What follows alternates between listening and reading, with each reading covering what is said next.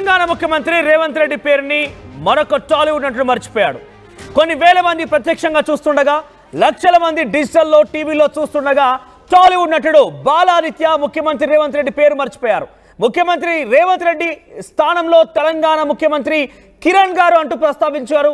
నిన్న తెలుగు సమాఖ్య మహాసభల్లో బాలాదిత్య, ఈయనే ఇక్కడ మనకు కనిపించినటువంటి స్క్రీన్ పైన కనిపించినటువంటి బాలాదిత్య టాలీవుడ్ నటుడు కూడా. ఆయన కొన్ని షోల్లో హోస్ట్గా వ్యవహరించారు, మరి కొన్ని సినిమాల్లో కూడా హీరోగా కూడా నటించారు, కొన్ని క్యారెక్టర్ ఆర్టిస్ట్గా కూడా కొన్ని సినిమాల్లో పనిచేశారు ఆయన.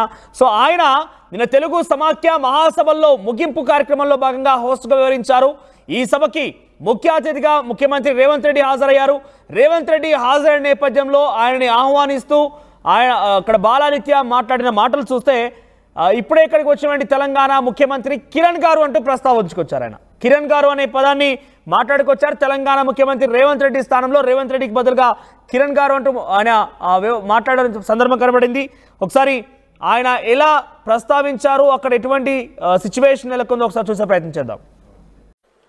మన ప్రియతమ నాయకులు తెలంగాణ రాష్ట్ర ముఖ్యమంత్రి గౌరవనీయులు శ్రీ కిరణ్ కుమార్ గారు